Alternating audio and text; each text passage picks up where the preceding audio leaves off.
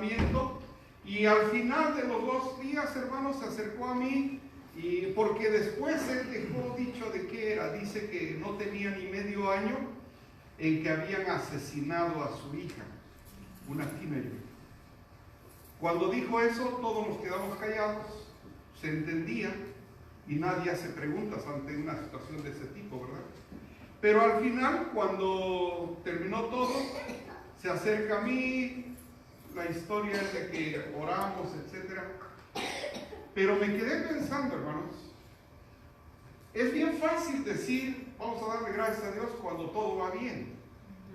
Cuando nos ha dado casa, trabajo, alimentos. Pero ¿cómo le da uno gracias a Dios en medio del sufrimiento, hermanos? Eso sería algo difícil si no supiéramos que es posible. Pero sabemos que sí es posible.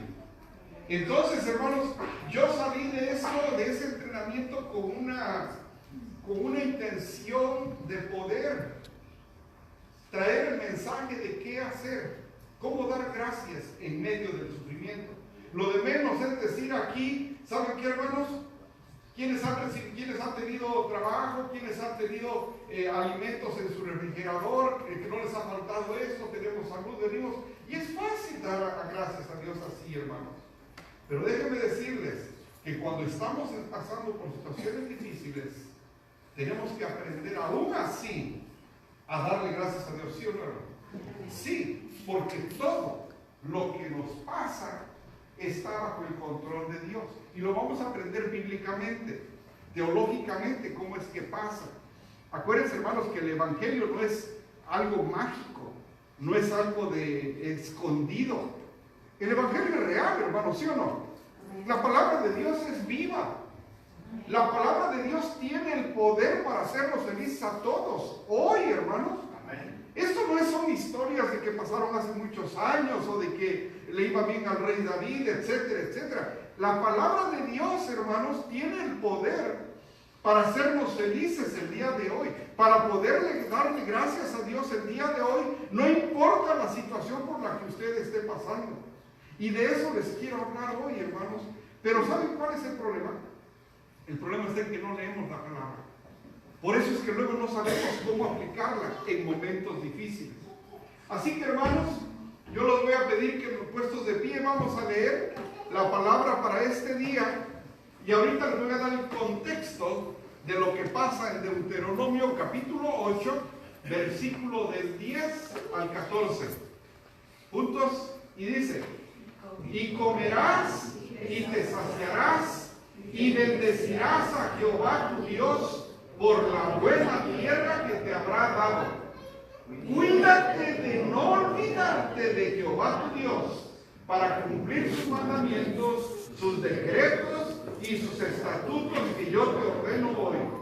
No suceda que comas y te sacies y edifiques buenas casas en que habites, y tus vacas y tus ovejas se aumenten, y la plata y el oro se te multipliquen, todo lo que quieres se aumente, y se enorgullezca tu corazón, y te olvides de Jehová tu Dios, que te sacó de tierra de Egipto, de casa de servidumbre.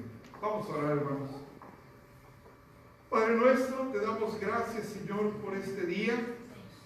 Para nosotros, cada día es un día de acción de gracias, como lo dijeron mis hermanos. Sin embargo, esta nación ha separado este día para que juntos te demos gracias por tantos favores recibidos. Señor, reconocemos que cuando las cosas van bien, hay un riesgo de que nuestro corazón se enorgullezca y se olvide de que tú nos sacaste de la esclavitud donde vivíamos y que tú nos trajiste a un lugar nuevo donde ahora gozamos de gozo, paz, amor, esperanza, alegría. Padre, que no nos enorgullezcamos y que reconozcamos que todo proviene de ti. Te pedimos, Padre, que por aquel hermano que hoy en este día está pasando por situaciones difíciles, tú le hagas reconocer tu presencia y que aún en medio de eso, reconocer que tú estás en control de todo. Yo te pido por aquella familia que hoy tiene una necesidad especial, por el matrimonio que hoy tiene una necesidad especial, por el joven, por el niño, por el hombre, por la mujer, que está pasando por situaciones difíciles y que le cuesta tal vez darte gracias en medio del sufrimiento. Pero tu palabra también está ahí para guiarnos cómo hacerlo. Yo te pido, Padre, que cuando salgamos de estas puertas, salgamos con un corazón agradecido, no importa la situación por la que estemos pasando. Te pido, Padre, que seas tú quien hable con mis hermanos y que no sea yo, sino tú por medio de tu palabra.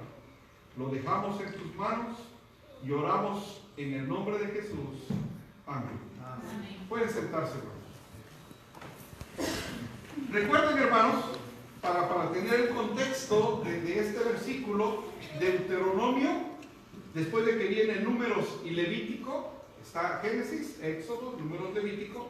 Deuteronomio viene de la raíz Deu-dos, nomio, normas, segunda ley, que es lo que significa Deuteronomio, y prácticamente es un mensaje que da Moisés, que es el resumen de todo lo anterior, especialmente de Números y Levítico, pero él habla mucho de Éxodo. ¿Por qué tiene que dar esta segunda ley? Acuérdense que toda la generación que salió de Egipto, ¿qué pasó? Murieron en el desierto, salvo 2 personas, Josué y Caleb. Todos murieron. Entonces a los niños Moisés les tiene que enseñar esta ley.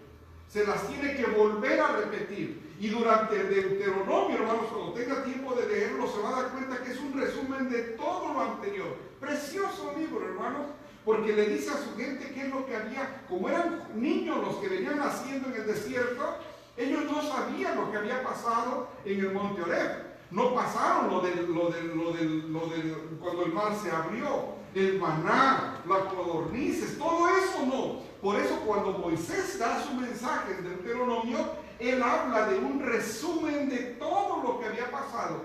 Y aquí dice, no se te ocurra que cuando estés construyendo tus casas y que tus vacas y tus ganados y todo te vaya bien, se enorgullezca tu corazón y te olvides que Dios te sacó de Egipto.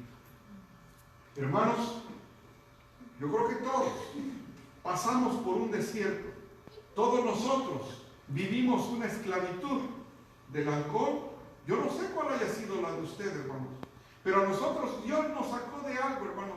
Y no se vaya a enorgullecer nuestro corazón y decir que lo que tenemos es por mi propio esfuerzo o por lo que yo he hecho. Reconozcamos, hermanos, de que todo lo que hemos recibido es por la gracia de Dios. Amén. Por la gracia de Dios. Ahora vamos a aprender, hermanos, porque es bien fácil dar gracias a Dios cuando nos va bien. Quien sea puede dar gracias a Dios cuando le va bien. Pero cuando estamos sufriendo, hermanos, ¿qué podemos hacer? Todos hemos escuchado el texto donde Jesús le dice a Pedro, yo te haré. Y le dice a los apóstoles, los haré pescador de hombres. Pero acuérdense, hermanos, que Satanás también es pescador de hombres, ¿sí o no? Sí es. La única diferencia está en que Dios es omnipresente, omnipotente y omnisciente. Él puede estar en donde quiera, puede saber lo que nosotros estamos pensando y puede hacer lo que Él crea. Eso no lo puede hacer Satanás, pero también Él está tratando de pescar hombres. Tenga cuidado. Un buen pescador sabe dónde hay peces, sabe qué les gusta comer, sabe escoger el mejor tiempo para pescar, es paciente y es persistente. Satanás tiene una técnica especial. Él no sabe qué pensamos. ¿Cómo sabe cuáles son las debilidades de usted? ¿Porque usted las dice o porque usted lo hace y él lo ve? Pero él no sabe lo que usted está pensando, lo que sí pasa con Dios. Dios sí sabe nuestro pensamiento, ¿sí o no? Él sabe lo que estamos pasando en nuestro corazón. Él lo conoce todo, hermanos. Satanás no. Pero muchas veces nosotros decimos lo que a nosotros nos gusta. Nosotros hacemos cosas pensando en que nadie nos ve, y Él ve eso, Él se da cuenta de eso. Entonces la técnica que va a usar con Nicolás no es la misma que va a hacer con mi hermano o con mi hermana, dependiendo de qué es lo que hacemos. Por eso es tan importante que la palabra de Dios sea nuestra guía y nos lleve a hacer cosas correctas. Porque este es el manual, hermanos, que nos va a evitar de que Él se dé cuenta de cuáles son nuestras debilidades. En mi corazón he guardado tus dichos para no pecar contra ti.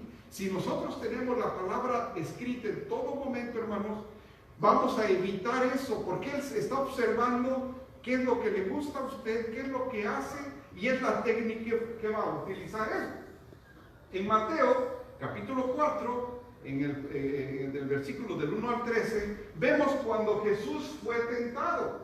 Y dice, Jesús, lleno del Espíritu Santo, volvió del Jordán y fue llevado por el Espíritu al desierto por 40 días y era tentado por el diablo. Y no comió nada en aquellos días, pasados los cuales tuvo hambre. Entonces el diablo le dijo, si eres hijo de Dios, di a esta piedra que se convierta en pan. Jesús respondiéndole le dijo, escrito está, no solo de pan vivirá el hombre, sino de toda palabra que sale de la boca de Dios. ¿Cuál fue el libro favorito de nuestro Señor Jesús? Deuteronomio. Cada vez que nuestro Señor Jesús responde, la mayoría de las veces responde del libro de Deuteronomio. Por eso cuando uno lo lee, es como si uno estuviera leyendo los evangelios. Porque es lo mismo que dice Jesús, pero está en el Antiguo Testamento. Por eso lea, hermano, Deuteronomio y va a encontrar todo esto. 5. Y le llevó el diablo a un alto monte y le mostró en un momento todos los reinos de la tierra. Y le dijo el diablo, a ti te daré toda esta potestad y la gloria de ellos, porque a mí me ha sido entregada y a quien quiero la doy. Si tú postrado me adorares, todos serán tuyos. Respondiendo Jesús le dijo, vete de mí, Satanás, porque escrito está. Y otra vez, nuestro Señor Jesús recurre a Deuteronomio. ¿Qué es Deuteronomio? La segunda ley, en la síntesis de todo lo que pasa desde Génesis, Éxodo, Números y Levítico, todo está resumido en Deuteronomio. Nuestro Señor Jesús contesta nuevamente y dice, escrito está, el Señor tu Dios adorarás y a Él solo servirás. Y le llevó a Jerusalén, le puso sobre el pináculo del templo y le dijo, si eres hijo de Dios, échate de aquí abajo, porque escrito está, a sus ángeles mandará acerca de ti que te guarden, y en las manos te sostendrán para que no tropieces con tu pie en piedra. Respondiendo Jesús le dijo, dicho está, no tentarás al Señor tu Dios. Nuevamente, hermanos, los mandamientos que se dan en Éxodo los vuelve a repetir en Deuteronomio nuestro Señor Jesús. Moisés lo recapitula en Deuteronomio y nuestro Señor Jesús es a lo que hace referencia. Respondiendo Jesús le dijo, dicho está, no tentarás al Señor tu Dios. Y cuando el diablo hubo acabado toda tentación, se apartó de él por un tiempo. Muchas veces pensamos, hermanos, que ya pasamos por las pruebas más difíciles. Déjeme decirle que si comentamos con alguien que va adelante de nosotros en edad, esos tiempos nunca acaban, ¿verdad? Hay una lucha. Y de pronto pasan los años y nos pueden decir, no, hermano, la lucha sigue. Dice el apóstol Pablo, no es porque ya lo haya logrado todo, sino continúo en la meta, hacia la meta que Dios me trazó, el llamamiento por el cual fui llamado. Entonces, hermanos, vemos cómo eso le pasa a Jesús, cómo le pasa a Pablo, cómo no nos va a pasar a nosotros. ¿Qué vamos a hacer cuando los sufrimientos llegan, hermanos? Cuando los sufrimientos llegan, tiene propósitos Satanás y tiene propósitos Dios. No olviden eso, hermanos. Satanás puede utilizar un momento duro que usted está pasando para desanimarlo, para negar a Dios, para dejar de venir a la iglesia. ¿Sí o no, hermanos? Cuando las cosas no nos están yendo bien, ¿qué decimos? No, yo no tengo ganas. La máxima herramienta que Satanás usa es el desánimo. Es la herramienta que no le falla a Satanás. Y cuando alguien está pasando por un sufrimiento, lo primero que la persona sufre es un desánimo. Mucha gente ha estado en el hospital, pierde su trabajo, las cosas empiezan a ir mal, ¿y qué es lo primero que hace? Deja de venir a la iglesia. Y es exactamente lo contrario que tendríamos que hacer. Pero vamos a ver cuáles son los propósitos del enemigo acá. ¿En qué condiciones, hermanos, es cuando Satanás usa momentos difíciles para atacarnos? Tenemos que tener cuidado. Ya un día les expliqué, la fe tiene que ver, la fe corre en dirección de arriba a abajo, de abajo a arriba. Así corre la fe. La esperanza no corre así, la esperanza corre así, de aquí hacia adelante. La fe depende de quien usted cree. La esperanza depende del ánimo que usted toma esa fe y usted se mueve. A ver, ¿queda claro, no? La fe tiene que ver dependiendo de quién usted cree. De arriba a abajo, usted así circula la fe. La esperanza mueve hacia adelante. Es el ánimo con el que usted toma esa fe y sigue caminando. Quiere decir esto, hermanos. Independientemente de lo que esté pasando aquí y que tal vez pierda usted la esperanza de que va a pasar, nunca pierda la fe. ¿Sí me explico? No pierda la fe. Llega la enfermedad, llega la pobreza, llegan muchas cosas que pasan.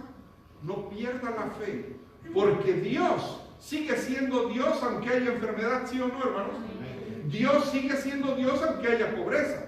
Dios sigue siendo Dios aunque no haya trabajo. Dios sigue siendo Dios. La fe no debe cambiar independientemente de que como seres humanos no haya ese ánimo para avanzar cuando un familiar cercano esté en el hospital, cuando me despiden del trabajo, cuando muere un familiar. Humanamente no hay ese ánimo, pero tener cuidado, hermanos, de que no se pierda la fe. El enemigo utiliza estas cosas para que nosotros empecemos a dudar acá. Mira cómo te está yendo a ti y mira al otro cómo le va. Y él quiere que lo que está pasando aquí le afecte a usted aquí. ¿Sí me explico, hermano? Entonces vamos a ver qué es lo que utiliza el enemigo en este nivel.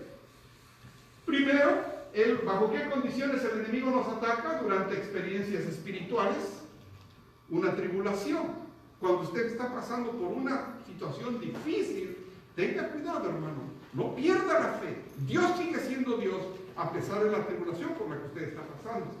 Durante debilidades físicas. ¿Cuántas veces les he dicho, hermanos? Nunca tome decisiones cuando está cansado o cuando está enojado. Porque no está uno completamente entero, hermanos. Y muchas veces, ¿cuántos de ustedes cometieron algún error por haber decidido algo enojado? ¿Recuerdan? Cuando usted estaba enojado y abrió la boca y todo se fue para abajo. Todo se fue para abajo. Por eso cuando esté cansado o esté enojado, lo mejor es que cierre su boca, aparte su tiempo, porque no está uno en condiciones de tomar decisión. Otra, cuando estamos solos. Uno de los problemas, hermanos, especialmente con los varones, es de que no nos gusta entregar cuentas. Accountable en inglés. No nos gusta que nos pregunten qué vamos a hacer, de dónde vienes, nos molestamos, pero acuérdense, hermanos, que entregar cuentas es saludable para una persona. ¿Sí o no, hermanos? Cuando uno está solo, uno puede convencerse casi de cualquier cosa. Por eso no es bueno estar solo. Cuando uno tiene que entregar cuentas con otras personas, hermanos, uno puede crecer saludablemente mejor. Por ejemplo, su teléfono, su celular, tienen acceso a los demás miembros de la familia o nadie puede ver su celular. Si nadie puede ver su celular, hermanos, tenga cuidado. Es muy fácil que usted esconda algo, porque nadie lo ve. Pero cuando usted es transparente, el riesgo es menor, hermanos. Entonces, esas tres condiciones es cuando el enemigo nos ataca. El clásico ejemplo de David y Betsabé, ¿no?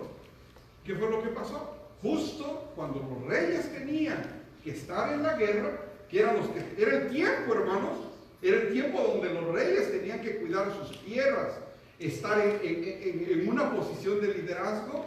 David manda a su gente, él se queda en casa, y la historia que todos conocemos, ¿no? La azotea, Betsabé y todo lo demás. Al final, ¿cuál fue el costo de eso? Ese hijo murió. Ese hijo murió. Ahora, hermanos, yo no sé, pero deben de ponerse a pensar, el costo de perder un hijo es alto, hermanos. No hay un nombre para eso. Entonces, ¿fue alto el costo que pagó David? Sí. No importando lo que haya pasado antes, pero el costo de su pecado de David fue haber perdido un hijo. Esto pasa, hermanos, es el clásico ejemplo de David y Betsabé, bajo qué condiciones el enemigo los ataca. Ahora, vamos a ver qué engaños el enemigo usa dentro de cuando uno está sufriendo. Acuérdense, el mensaje es cómo darle gracias a Dios cuando uno está sufriendo. ¿O qué ventaja tiene estar en comunión con el Señor cuando hay sufrimiento? Ese es el mensaje. Porque cuando están las cosas bien es fácil, hermanos. Vamos a ver aquí, hermanos, qué engaños el enemigo usa. Primero, lo que él quiere es que todo lo que él nos hace ver es para que nosotros pequemos contra Dios, para perderle el respeto a Dios. ¿Cuántas veces, hermanos, cuando uno se desanima, cuando uno está enojado con la iglesia, con Dios, con el servicio, con todo, uno empieza a pecar contra Dios y no nos damos cuenta? Poner en duda nuestra relación con Dios, no lo merezco. Tristemente, hermanos, hay mucha gente en las iglesias que creen no merecer a Dios por su pecado.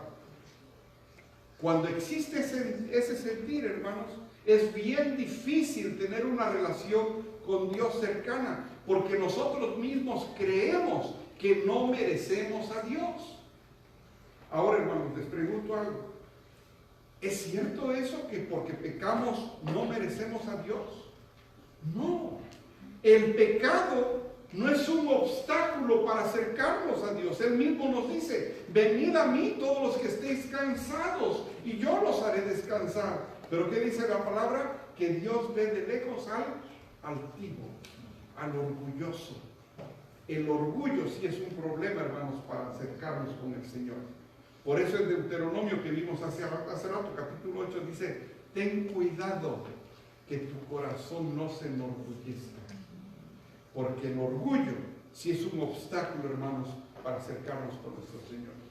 Y por último, para romper nuestra dependencia de Dios. Cuando uno empieza a tener autoconfianza, tenga cuidado, hermano. Cuando usted piensa que solo lo puede hacer, cuando usted dice: no, yo voy a hacer esto allá en el trabajo, estas son mis metas para la casa, estas son mis metas con las finanzas, estas son mis metas de mi trabajo, esto yo lo hago, y en su vocabulario no aparece que Dios está presente, tenga cuidado, porque es muy probable que usted está aquí en la autoconfianza. Y este es el caso de Saúl que les voy a explicar. En 1 de Samuel, capítulo 13, versículo 5, y en el 15, versículo 1 de Samuel, capítulo 13, 15 y 22, aquí está esta situación. Hay un escenario de guerra. Cuando ustedes lean esa escritura, hermanos, dice que Saúl dio anuncio de que iban a atacar a los filisteos. Todos se prepararon para la guerra. Observen ese cuadro, hermanos, porque es bien importante lo que explica ahí. Pongan atención, hermano. Tal vez sea el único mensaje que usted va a escuchar esta semana, o tal vez sea el único mensaje que usted va a escuchar de acción de gracias. Dedique estos 30 minutos más, hermanos. Ya después disfruta del día. Ponga atención, hermano, por favor, en el mensaje. Cuando el Saúl avisa, porque ese es un escenario que nos puede pasar a nosotros, cuando Saúl avisa de la guerra y que iban a atacar a los filisteos, todos los israelitas se pusieron juntos. todos los filisteos también. Pero comparen los números que hay entre el pueblo de Israel y los filisteos. Dice que los filisteos tenían 3,000 carros de guerra, 6,000 jinetes y tenía un ejército numeroso. Esos eran los filisteos. Cuando Saúl manda a llamar a los soldados, se da cuenta que hay 600 hombres y había solamente 2 espadas. Eso es todo lo que había. Dice que los filisteos habían dicho y no habían permitido que los herreros construyeran armas. Y solamente había 2 espadas. Estas 2 espadas, ¿quiénes las tenían, hermanos? Las tenía Saúl y las tenía Jonathan. Solamente había 2 espadas.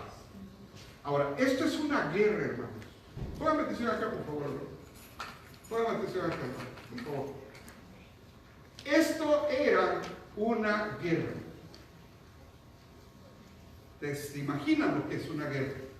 El enemigo tiene esto y usted tiene esto. ¿Motivo de preocupación? ¿Sí? Claro que sí.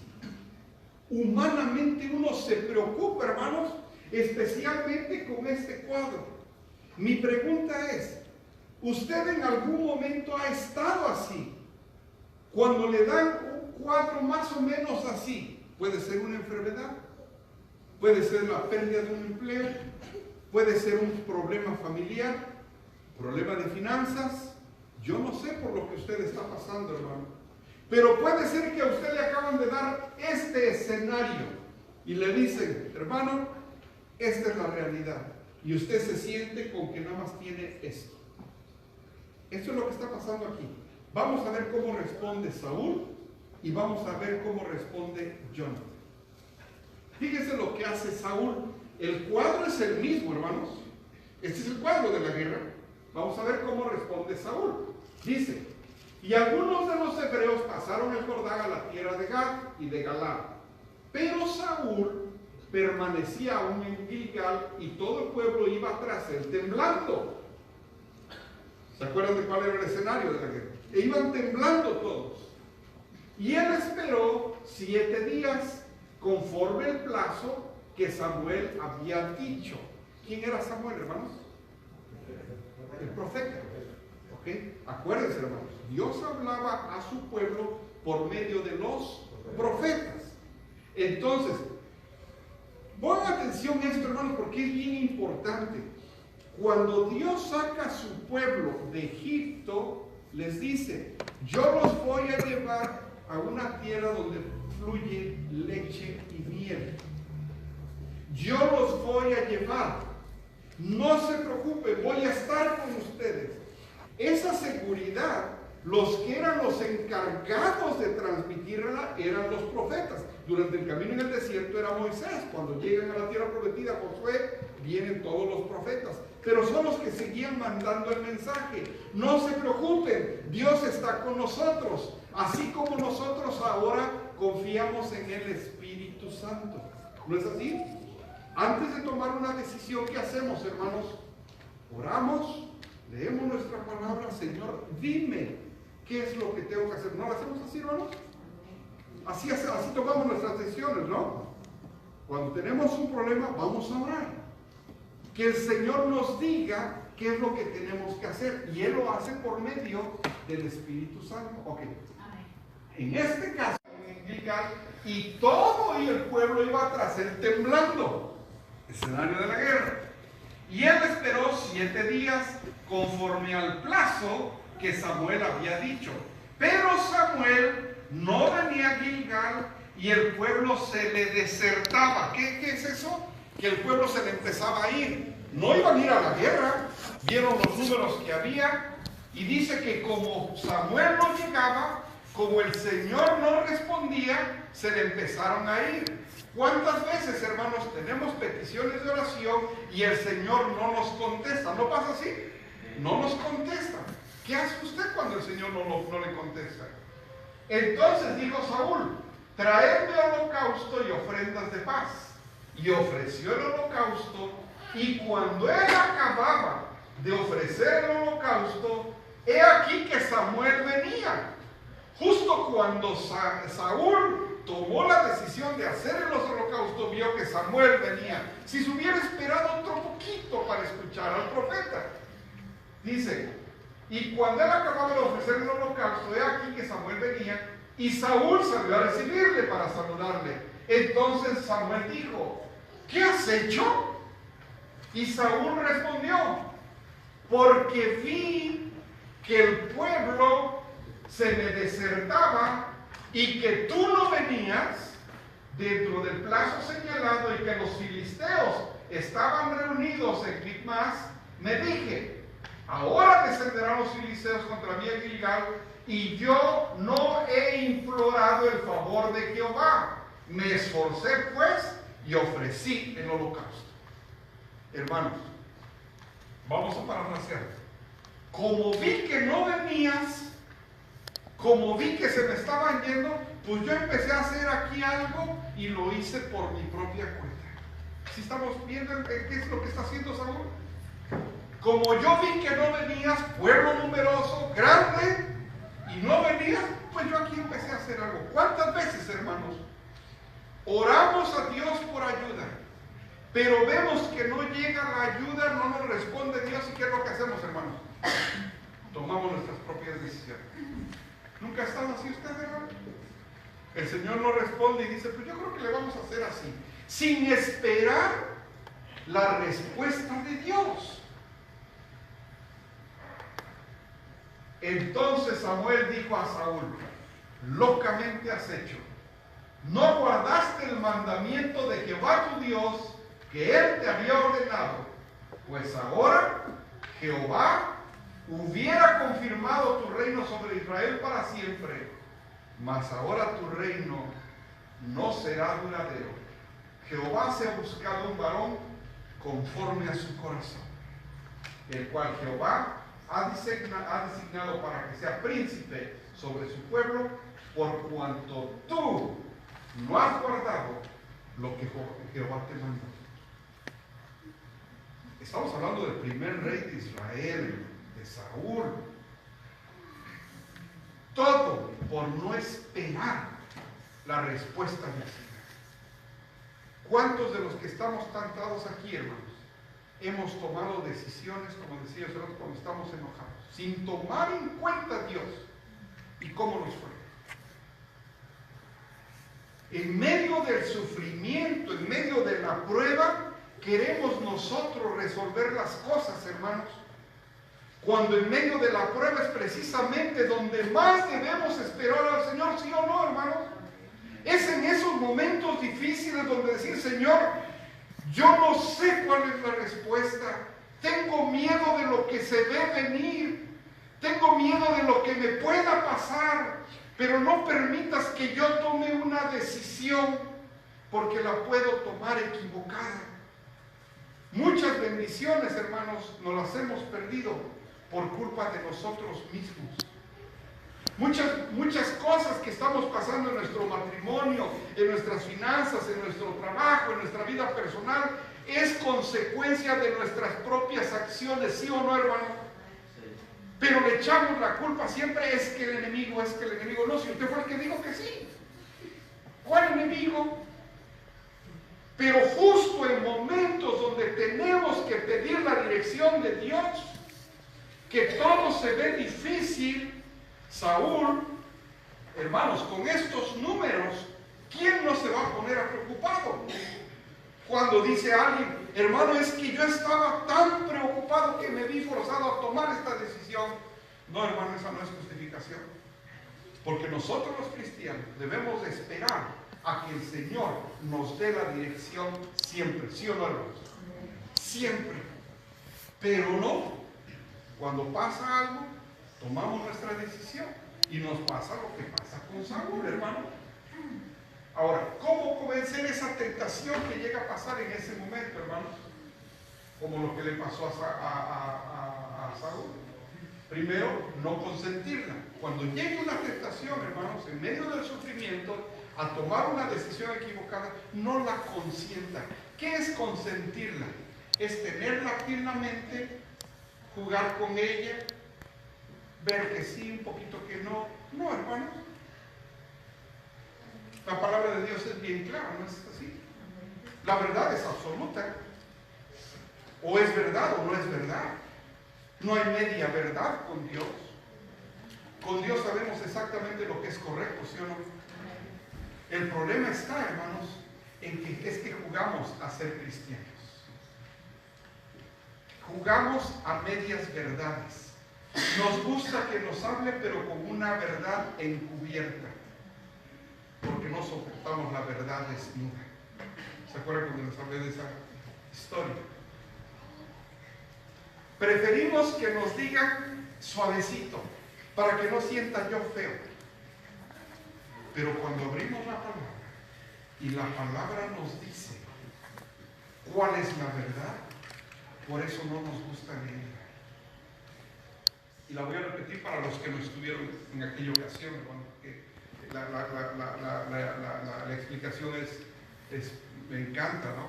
Que un día se encuentra la verdad y la mentira a la orilla del mar, el agua, y llega la mentira y le dice a la verdad: el día está precioso. Y la verdad observa y dice: sí, está precioso. Dice: es un buen día para meterse al agua si quieres, le dice la mentira a la verdad. Y la verdad dice: sí, es cierto, es un buen día para meterse al agua. La mentira le dice a la verdad: vamos, disfrutemos, metámonos al agua. Y se meten, se quitan sus ropas y se meten, la mentira y la verdad. Pero la mentira ya tenía su plan. Se sale del agua y se pone las ropas y empieza a caminar, y la gente ve a la mentira disfrazada de verdad y no hay ningún problema. Cuando la verdad sale y no encuentra nada de ropas, empieza a caminar entre la gente y la gente se empieza a horrorizar. Y desde entonces la gente prefiere ver mentiras encubiertas a ver la verdad desnuda. Eso pasa el día de hoy. Queremos un evangelio suave, un evangelio que soporte lo que yo quiero que me soporte, pero no soportamos que nos digan la verdad. Y con nuestro Señor, hermanos, su palabra es la verdad, y con esto no podemos jugar, hermanos. Es la verdad. Cuando llega la tentación, hermanos, lo primero es no consentirla. Y usted sabe cuál es la tentación para usted, hermano. Usted sabe cuál es su punto débil. Cuando eso llegue, hermano, no lo consienta. Que no quepa espacio en usted para esa tentación. Yo me conozco, hermanos, y sé qué áreas no puedo entrar, no puedo ver, no puedo explorar, porque yo sé que son mis áreas débiles. Acuérdense, hermanos, que el que ve hacia afuera sueña, el que ve hacia adentro despierta. Who looks outside dreams, who looks inside awakes.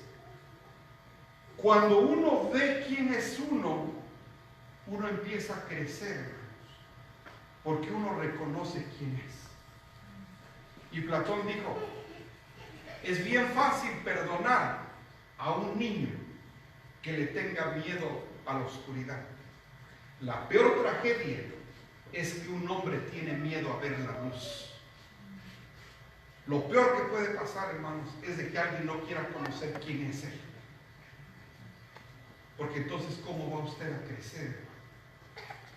Todo eso, hermanos, lo aprendemos con la palabra de Dios. Primero, la primera parte de ser la tentación y no consentirla, responderla con la palabra, como lo hizo nuestro Señor Jesús. Si no leemos la palabra, hermanos, cuando llegue la prueba no vamos a saber qué contestar. Vamos a contestar con dichos y canciones y pedacitos y de las canciones que ya sabemos. Pero no, hermanos, lo bonito es que cuando llegue la prueba podamos recurrir a la palabra de Dios. Aborrecer lo que nos ofrece Satanás. Recuerden, hermanos, que todo lo que nos ofrece Satanás es para destruirnos. Se verá muy bonito el comercial en la televisión de la cerveza. Se verá muy bonito el anuncio donde aparecen situaciones tentativas, sugestivas, pero Satanás solamente vino a robar, a matar y a destruir. No vino a otra cosa, hermano. A matar, robar y destruir. Si algo viene de Satanás no es bueno, hermanos. No lo consientan en su mente. Atáquenlo con la palabra de Dios y aborrézcanlo. El mundo nos enseña a decirle no, pero no a replicarle. ¿Qué quiere decir eso? Que en el mundo secular uno puede decir, no, pues no le digas, dile que no, huye, etc. Pero la palabra de Dios nos dice cómo responderle. Es lo bonito cuando uno lee la palabra, porque uno sabe cómo responderle a una situación específica. ¿Qué pasa con el libro de Job? Yo hice un pacto con mis ojos para no mirar a la mujer ajena. Cuando uno conoce la escritura y uno se encuentra en esa situación, uno sabe cómo responderla con la palabra escrita, hermano. No con mi propio conocimiento humano. Mi propio conocimiento humano no dura nada, hermanos. Pero la palabra de Dios, cuando sabemos cómo responder a una situación de tentación, de sufrimiento, para no ofender a nuestro Señor ahí, resístanlo, no aborrezcan lo que les da Satanás, reconozcan la voz del Señor como las ovejas de su pastor. Recuerden, hermanos, que cuando Jesús, durante todo su ministerio, Él nunca aceptó ningún cargo, ningún título. Le decían, ¿y quiénes dicen que soy? Unos dicen que eres Elías, otros dicen que eres profeta. ¿Y qué dice el Señor? ¿Y ustedes quiénes dicen que soy? Pero al final el Señor dice, el único título que Él aceptó dice, yo soy el buen pastor, el que da la vida por sus ovejas. Pero si nosotros, hermanos, no aprendemos a escuchar la voz de nuestro pastor, Él nos puede estar hablando y gritando y nosotros no reconocemos su voz. Tenemos que aprender a escuchar la voz de nuestro pastor. ¿Y qué fue lo que hizo Jonathan? La misma situación. Ahora, ¿ya vieron cómo respondió Saúl? ¿Cuál fue el castigo de eso? Dice, por no esperar, el Señor ya ha buscado un hombre de acuerdo a su corazón. ¿De quién estaban hablando? ¿Quién era el siguiente rey que venía? David. Y le dice el profeta, por cuanto no esperaste. Hay veces, hermanos, que vivimos la vida que llevamos por culpa de nuestras propias decisiones, por no saber esperar en el Señor. No conteste el Señor, pues yo ya ahí te va. Es más, ya te fue. Ay, hermano, no hay bendición así en nuestras vidas con decisiones de ese tipo, hermano. Acuérdense que las batallas espirituales muchas veces no las ganamos porque no nos presentamos. ¿Qué quiere decir eso? Que cuando hay una batalla espiritual nos presentamos en la carne, enojados. Ahora vas a ver quién soy yo. No, pues sí es el problema. No nos presentamos espiritualmente y las batallas espirituales, hermanos, se ganan espiritualmente, no en la carne. Los que tenemos hijos, hermanos, ¿cuánto tenemos que orar para que Dios los cuide y los proteja de todo mal, hermanos? Pero para eso se necesita gastarse las rodillas y estar postrado de rodillas para pedirle por un hijo. ¿Sí o no, hermanos? Pero muchas veces queremos disciplinar con enojo, con cosas así. No, hermanos. No se pueden hacer así esas cosas. Aprender a reconocer la voz del Señor como las ovejas de su pastor. Y la misma situación vamos a ver qué hace Jonathan. Primera Samuel sigue, dice, pero se los voy a primero a decir para que después entienda la escritura. Jonathan dice, vamos a ir, acuérdense, eran 600 hombres, 2 espadas solamente, y contra ese poderoso ejército, le dice al que iba con él, dice, vamos a ir. Si no nos ven y nos dicen que nos sigamos, nos vamos. Pero si nos dicen, vengan, esa va a ser la señal del Señor. Fíjense cómo Jonathan busca una señal para actuar. Saúl no lo hizo. Saúl tomó la decisión él solo, no esperó algo del Señor. Ahora vamos a ver cómo reacciona Jonathan. Dijo entonces Jonathan, vamos a pasar a estos hombres y nos mostraremos a ellos. Si nos dijeran así, esperad hasta que lleguemos a vosotros, entonces nos estaremos en nuestro lugar y nos subiremos a ellos. Mas, aquí viene la clave, hermanos, mas si nos dijeren así, subid a nosotros, entonces subiremos, porque Jehová los ha entregado en nuestra mano. Y esto nos será por señal. Fíjense, hermanos, meterse en la boca del lobo, dice, si él nos llama a que vayamos, esa es la señal. ¿Y qué fue lo que pasó, hermanos? Se mostraron pues ambos la condición de los filisteos, y los filisteos dijeron, he aquí los hebreos que salen de las cavernas donde se habían escondido, riéndose de ellos, hermanos. Y los hombres de la guarnición respondieron a Jonathan y a su paje de armas y dijeron, subid a nosotros y os haremos saber una cosa. Entonces Jonathan dijo a su paje de armas, sube tras de mí, porque Jehová los ha entregado en manos de Israel. Y subió Jonathan, trepando con sus manos y sus pies, y tras él su paje de armas, 2 personas, hermanos, estamos hablando que eran 6,000 filisteos, 2 personas, y subió Jonathan trepando con sus manos y sus pies, y tras él su paje de armas. Y los que caían delante de Jonathan, su paje de armas que iba tras él, los mataba. Y fue esta primera matanza que hicieron Jonathan y su paje de armas, como 20 hombres en el espacio de una media yugada de tierra. Si usted sigue leyendo, hermanos, va a ver que ganaron. Jonathan gana. Pero Jonathan, ¿qué esperó, hermanos? Una señal de Dios. En medio del sufrimiento y de la prueba, hermano, no tome decisiones por su propia cuenta. Espere siempre una señal de Dios. Si no, le va a pasar como hasta mí. Espere la señal de Dios. Y Dios, cuando Él le indica para dónde, Él lo va a llevar de victoria en victoria. Hermanos, historias hay muchas donde podemos hablar aquí. Cuando nosotros fuimos obedientes y servirle al Señor, el Señor nos lleva de victoria en victoria, en victoria, en victoria. Y dice uno, ay Señor, para haber sabido esto hubiera hecho hace 20 años. Pero uno es rebelde. ¿Sí han oído esa palabra de rebelde, verdad? Uno quiere hacer las cosas como uno quiere. Y nos va como a Saúl. Esos son los propósitos del enemigo, hermanos, que en medio del sufrimiento y la tentación usted se rebele contra Dios, que no le dé gracias, que ni lo busque, hermano, que ni espere señal. Ahora, ¿cuáles son los propósitos de Dios en medio del sufrimiento? Dice Habacuc, y aquí es bien importante, hermanos, porque acuérdense que Habacuc, cuando la otra ocasión que les prediqué acerca de comparando a Jonás y Habacuc, Jonás, el único profeta que se atrevió a huir de Dios, y Habacuc, el profeta que en medio de las situaciones difíciles dice, con todo yo alabaré a mi Señor. Vamos a ver lo que está pasando con Habacuc, porque con Habacuc pasa algo muy diferente que como pasa con Jonás. Dice, ¿hasta cuándo, oh Jehová, clamaré y no oirás? Y daré voces a ti a causa de la violencia y no salvarás. ¿Por qué me haces ver iniquidad y haces que vea molestia? Destrucción y violencia están delante de mí, y pleito y contienda se levantan. Lo único que Habacuc ve, hermanos, cuando ustedes tengan la oportunidad, es un libro bastante corto, 3 capítulos.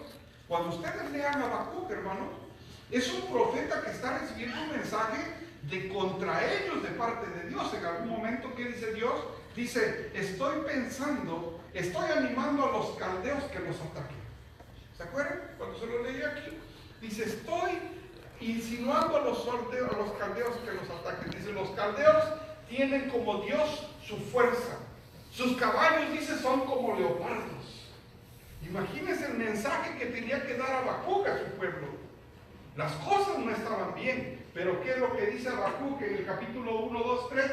Dice, en el capítulo 3, 7, aquí no está equivocado, no, es el capítulo 3. Dice, aunque la higuera no florezca, ni en las vides haya frutos, aunque falte el producto del olivo, y los labrados no den mantenimiento, y las ovejas sean quitadas de la majada, y no haya vacas en los corrales, con todo, yo me alegraré en Jehová, y me gozaré en el Dios de mi salvación.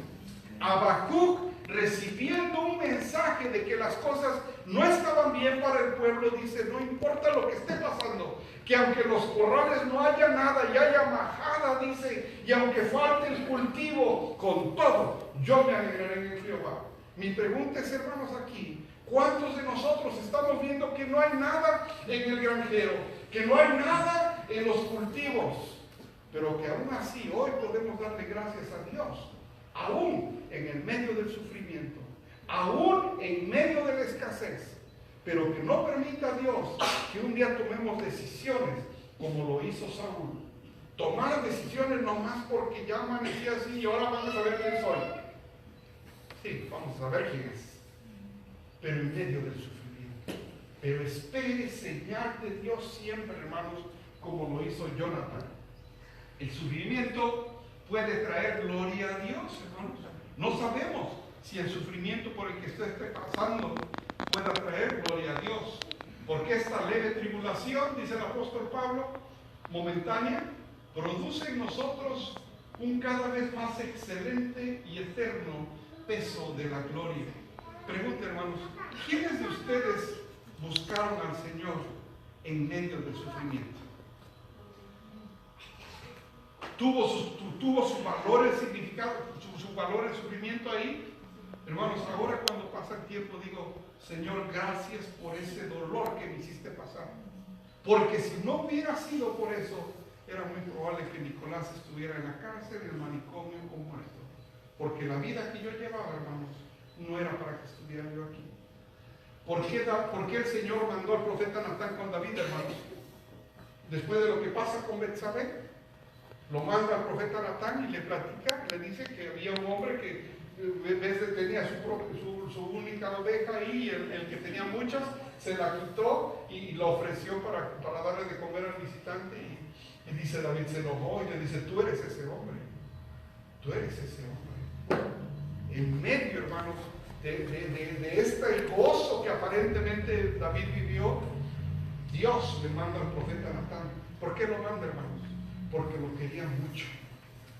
Y Dios sabía que si no hacía nada con David, era muy probable que él hubiera seguido haciendo lo que él quería. ¿Cuántos de ustedes, hermanos, si Dios no hubiera mandado la prueba que usted pasó, era muy probable que usted hubiera seguido haciendo lo que estaba haciendo? ¿Sí sabemos? ¿Sí me explico, hermanos, de qué estamos hablando? El sufrimiento puede traer gloria a Dios, hermanos. 2, el sufrimiento nos da otra oportunidad de creer en Dios. Hay mucha gente, hermanos, que ha dejado de creer en Dios porque las cosas le han salido mal por los últimos 10 años, porque las cosas no han salido como él pensaba cuando vino a este país, porque la familia se está desintegrando, porque el cuerpo está menguando en salud. Mucha gente ha dejado de creer en Dios, hermanos, pero cuando el sufrimiento llega, es una oportunidad preciosa para volver a creer en Dios. Recuerde, la fe, independientemente de lo que pase aquí con la esperanza, la fe nunca debemos perderla, hermanos, porque Dios no deja de ser Dios aunque usted pierda su trabajo, sí. Dios no deja de ser Dios aunque se le ponche la llanta, o sí. Eso no tiene nada que ver, hermanos. No pierda la fe, porque Dios sigue siendo Dios independientemente de las cosas que le estén pasando a usted, hermano. De modo que los que padecen según la voluntad de Dios encomiendan sus almas al fiel Creador y hagan el bien. Primera de Pedro. ¿Y quién más que Pedro sabía de eso, hermanos? 3, el sufrimiento nos puede mantener humildes. Y para que la grandeza de las revelaciones no me exaltase desmedidamente, me fue dado un aguijón en mi carne, un mensajero de Satanás, que me adopté para que no me enaltezca de sobremanera. ¿Se acuerdan del versículo con el que empezamos del Deuteronomio? Que dice, no sea que tu corazón se enorgullezca y te olvides de quien te sacó de la tierra de esclavitud. No sea que usted un día vaya a pensar que lo que tiene lo ha logrado porque usted es la última Coca-Cola en el desierto. ¿Saben qué, hermanos? Así como Dios le dio a Jonás la planta, ¿quién mandó el gusano para que se secara la planta? Dios. Así como no nos da ¿Él no los puede quitar? Sí. Mejor darle las gracias a Dios por todo lo que nos da. Pupusas, revueltas, o de frijol, con queso, lo que sea, está bien. Frijolitos, todo, aunque nos critican por ahí de taquitos de frijoles, ¿verdad? Pero nos encanta a los mexicanos, hermano, con lo que nos dé el Señor. El sufrimiento puede mantenernos dependiendo del poder de Dios. Y me ha dicho, bástate mi gracia, porque mi poder se perfecciona en la debilidad. Por tanto, de buena manera me gloriaré más bien en mis debilidades, para que repose sobre mí el poder de Dios. Cuando el niño va a la dulcería y le dice el señor de la dulcería, niño, agarra los dulces. Y dice el niño, no, gracias. Niño, agarra dulces. No, gracias.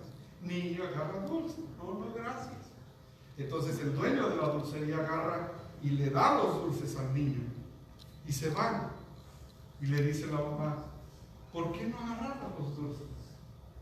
Y dice, es que la mano de él es más grande. Hermanos, lo que nosotros queremos soñar, hermanos, lo que nosotros soñamos, no es nada con lo que Dios le puede dar. Confíe en Él. A mí me permitió el Señor una bendición que jamás yo me hubiera imaginado. La semana pasada estuve en una certificación en la Universidad de Harvard. Ahí estuve, hermanos. El alcohólico que rescató el Señor de la calle. La semana pasada estuve en Harvard y digo, Señor, yo no quiero más. Mejor tú dame, porque tu mano está más grande.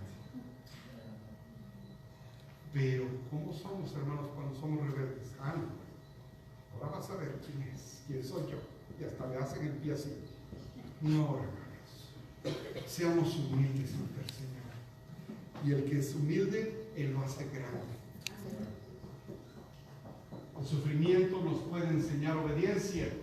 Y antes que fuera yo humillado, descarriado andaba. Y antes que fuera yo humillado, descarriado andaba. Ponga su nombre. Mas ahora qué?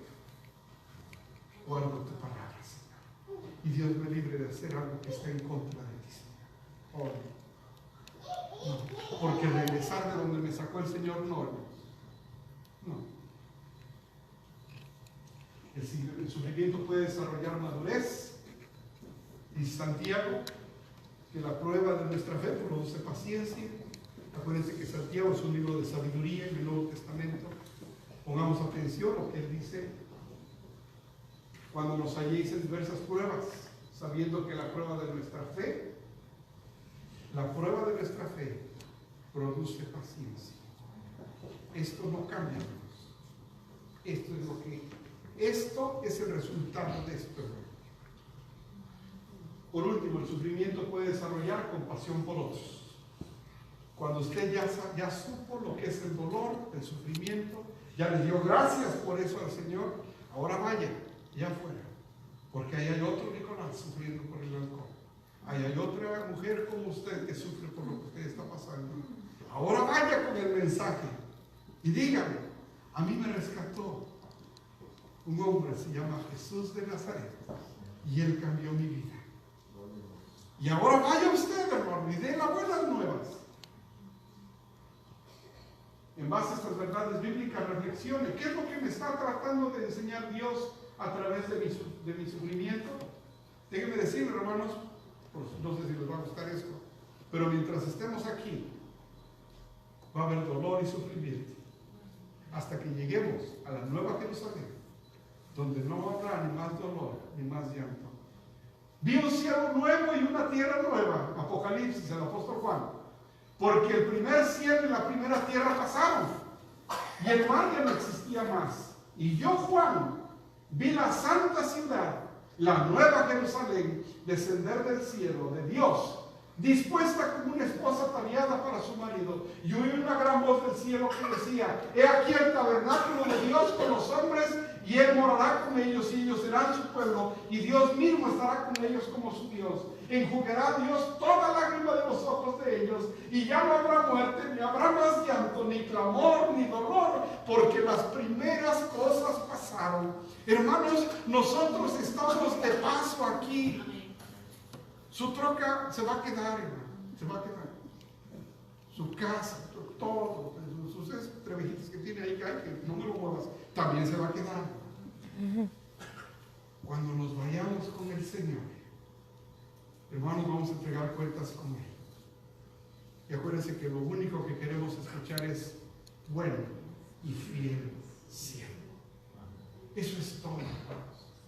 No importa dónde viva usted, cuántos ceros sea su chequera, pues el mío es de puros ceros, o sea, sin ningún número. Eso no importa, hermanos. ¿Cómo le sirve usted al Señor? ¿Cómo lo ama?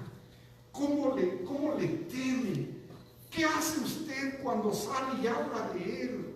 ¿Es usted un testimonio de lo que Él ha hecho en su vida, hermano? ¿Ha soñado alguna vez el momento cuando se encuentre usted con Él cara a cara y le diga: mi hijo, bueno y fiel siervo? Y Él va delante de ti, Él estará contigo, no te dejará ni te desamparará. No temas ni te intimides. Estamos en un día, hermanos, especial, precioso, para darle gracias a Dios, pero no de las cosas buenas. Vamos a darle gracias a Dios por los sufrimientos que nos ha hecho pasar.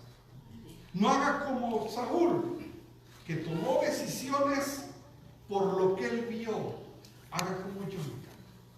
Espere una señal de Dios y entonces avance. Amén, hermano. Vamos a orar. Padre nuestro, gracias, Señor, por todo lo que nos das, incluyendo las cosas que no nos gustan. Padre, en medio del sufrimiento es cuando muchos te conocimos, Señor. Por eso te damos gracias por ese dolor que hubo en algún momento dado, por lágrimas, por caídas, raspaduras. Padre, permítenos tener un corazón para adorarte en todo momento, Señor. Y lejos de estar tentados a querer tomar las cosas mejor, Padre, esperar en ti, porque tú tienes las manos más grandes, Señor. Permite que esta iglesia sea una iglesia que te teme, que vive en santidad, que deje las cosas pasadas y que empiecen a ser nuevas personas cada día, porque es lo que te agrada a ti, Señor. Permite que esta iglesia sea una familia que se ve con gusto cada vez que se encuentran, que vienen con reverencia a escuchar tu palabra, Señor, y que en medio de las pruebas te podamos dar gracias, como este día que este país ha destinado. Padre, te pedimos que al salir de estas puertas salgamos diferentes, reconociendo que tú vas adelante de nosotros, que no tenemos por qué tener miedo y esperar siempre señales tuyas. Y todo esto, Padre, lo pedimos en el nombre de aquel que fue crucificado por nuestros pecados, aquel que en su juicio no pronunció una sola palabra, aquel que sin pecado fue crucificado como un ladrón, que sus ropas les jugaron suertes y se burlaron de él, y él no dijo una sola palabra. En el nombre de aquel que murió, resucitó y está sentado a tu derecha, Señor. En el nombre de aquel que dijo: yo me voy a preparar lugar, en la casa de mi Padre muchas moradas hay. Si no fuera así, yo se los hubiera dicho. Yo me voy para que donde yo esté, también ustedes estén.